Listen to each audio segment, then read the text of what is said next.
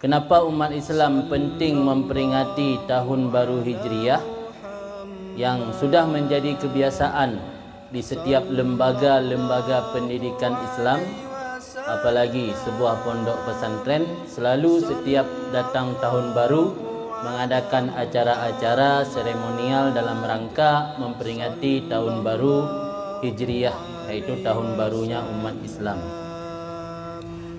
Ada 3 alasan sebagai renungan kita ketika memperingati tahun baru Muharram.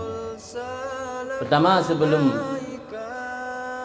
menjelaskan 3 alasan tersebut, perlu kita ketahui bersama bahawa tahun baru untuk umat Islam yang sebenarnya adalah tahun baru Hijriah.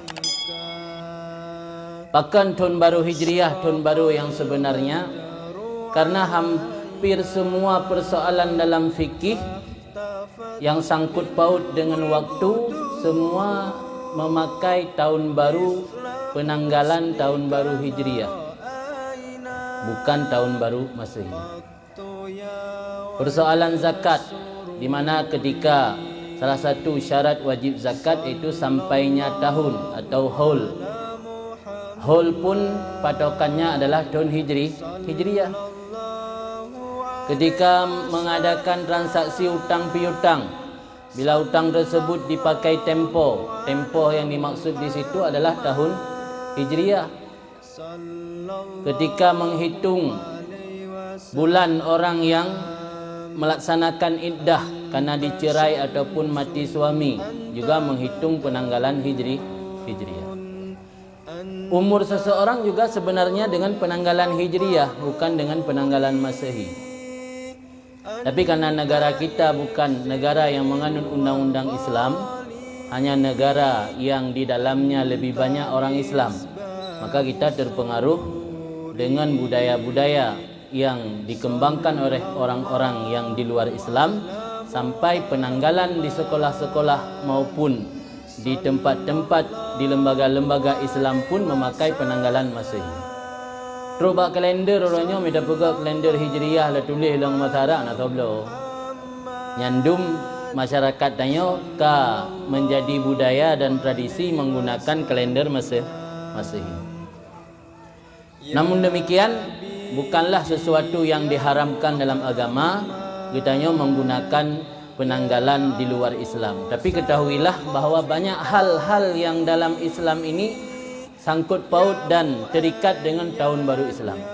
Bahkan perlu lumpi ingat, karena mengingat selisih hari antara tahun Hijriah dengan tahun Masehi, dalam satu tahun itu selisihnya 11 hari. Artinya 10 tahun 110 hari. 30 tahun berarti 330 hari. Satu tahun jumlahnya 350 hari. Berarti mio getanyo na tamekat 20 tahun tamekat, rutin tamekat 20 tahun. Mio ta pakai perhitungan zakat dengan tahun Masehi, berarti nasi tahun yang kagada hana tabu zakat. Nyamban patokannya.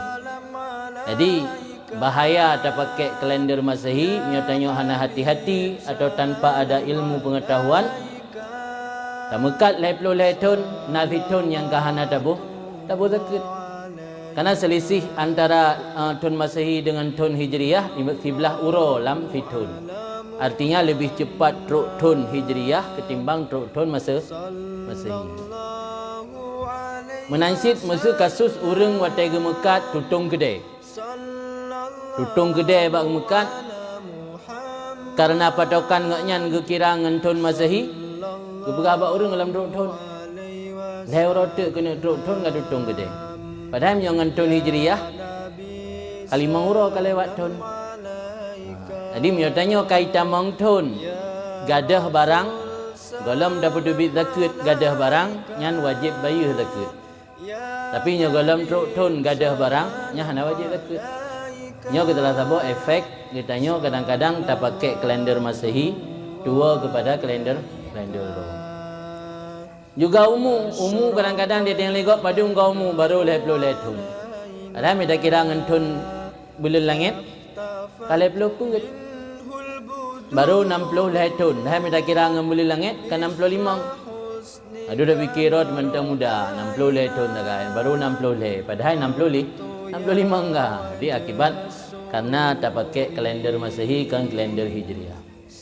Nya kita hal di antara hal-hal yang perlu kita ketahui bersama, bahkan penting kita menggunakan kalender draw, kalender Islam, kalender Hijriah.